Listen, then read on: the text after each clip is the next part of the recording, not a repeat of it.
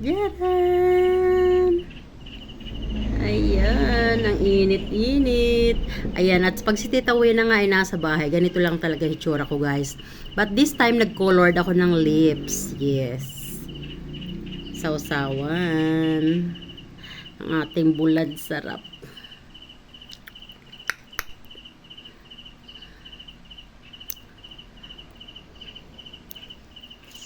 Mmm.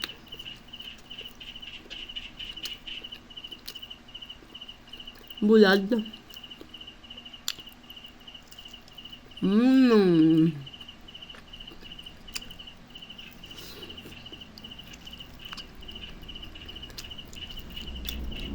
Try naman natin dito.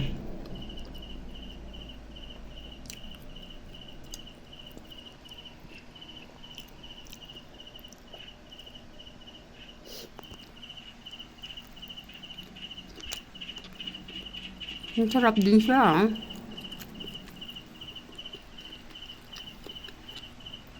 Tsaka star margarine.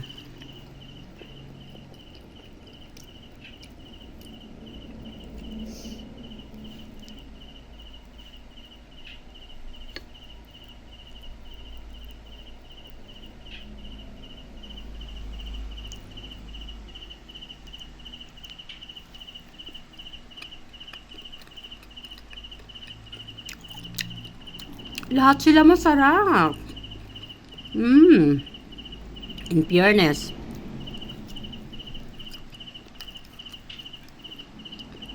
Huh?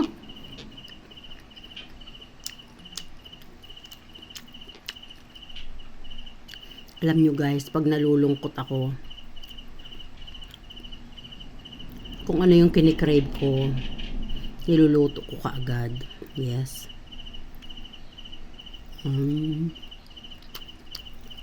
Tinatanong nyo bakit ako nalulungkot? Lahat tayo may mga ganyan. Lalo na ako, 27 years ako sa abroad, no? 27 years OFW. Yung mga pinag-aral ko, kumbaga tiniis ko yung hirap, no? 27 years sa abroad. Alam nyo guys, yung trabaho ko sa abroad, kasi I'm a caregiver. Paglabas ko ng hospital, nagpa-part-time pa ako kung saan-saan ng mga restaurant or spa, no? Kung ano yung mga available na part-time. There are times na naglilinis din ako ng bahay, guys, sa pagpa-part-time ko. You know why ako nagpa-part-time? Kasi yung mga estudyante ko, para pag tumawag sila sa akin, lagi ako may pambigay. Alam nyo bakit? Tayo mga OFW, isang bisis lang tayo sumusweldo sa isang buwan, di ba? At yung sweldo natin as a caregiver sa Dubai, guys, ang sweldo ko 2,800 dirhams lang. Maliit lang, no? Buti na nga lang naisipan kong mag-forward sa Singapore. So, sa awa ng Panginoon naman, sa Singapore, yung sweldo ko, kasi SPAS ako, umabot din ng $2,800 Sing dollars, no? So, 5 doble ng sweldo ko sa Dubai. Sana nga, doon na lang ako kaagad, sa Singapore na lang ako kaagad. Pero, ganun siguro talaga. So, to cut the story short, guys, bakit ako nalulungkot? Kasi yung mga pinag-aral ko, iisa lang yung nag-workout. I mean, tiniis ko yung hirap, para sabi ko, pagdating ng panahon na ito na ngayon, hindi nila maranasan yung hirap, di ba?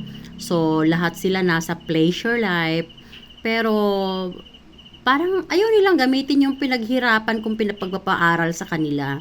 So, ang sama ng loob ko, guys. Minsan umiiyak ako.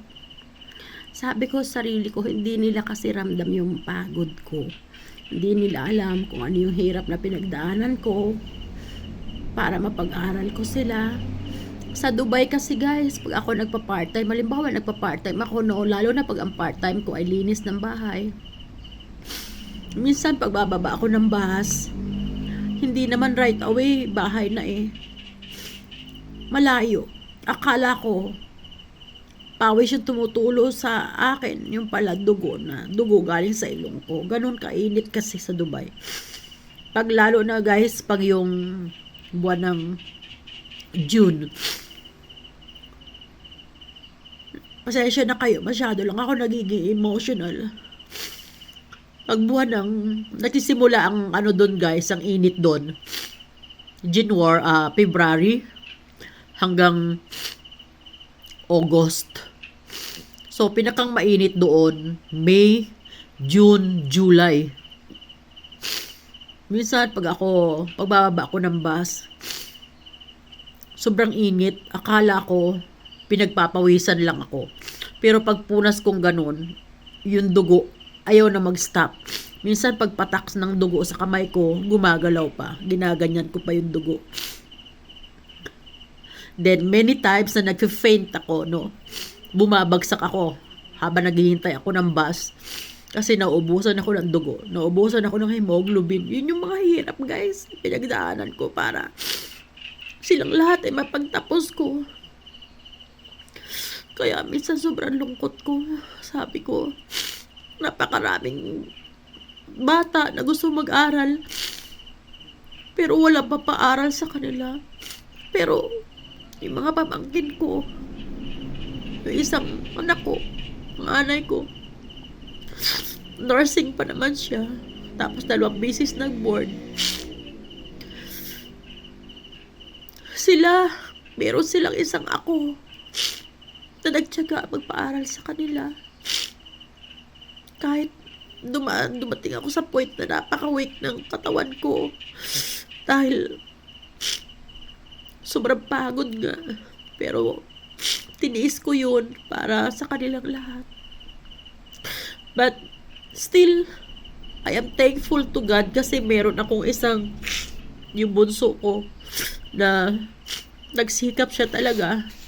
Kahit na nga hindi siya nakagraduate kasi nung graduate na siya, na-aksidente naman siya sa skateboard. So, hindi siya nakaakyat sa stage, hindi niya nakuha yung diploma niya. Pero siya yung nagsikap talaga. Para siya naman yung nagsusupport sa amin ngayon. Alam nyo guys,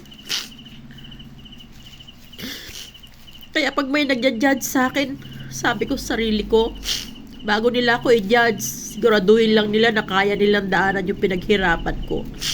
Kung hindi, huwag na lang ako i-judge ng kung sino. Kasi baka hindi nila kaya yung pinagdaanan kong hirap. Alam nyo guys, minsan sabi ko nga, sadyang sigad lang ang nakakaalam ng mga hirap na pinagdaanan ko. Bago ko sila mapagtapos lahat.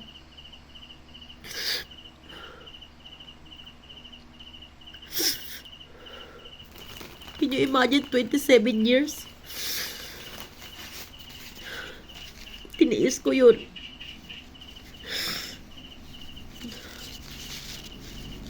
Tiniis ko yung sari-saring hirap. Yung malayo sa pamilya na sanay na ako.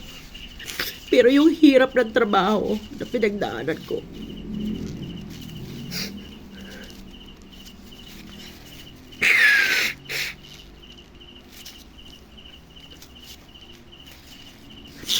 Pasensya na kayo guys ha. Pag ganito talaga nagiging masyado ako emotional. Kain na nga lang tayo. Sarap na sa usawang ko.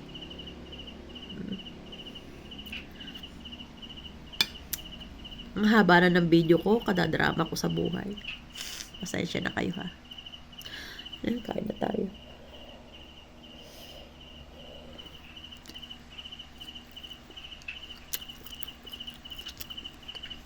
Bulag. Guys, ang haba na ng video ko. Bye-bye. Thanks for watching.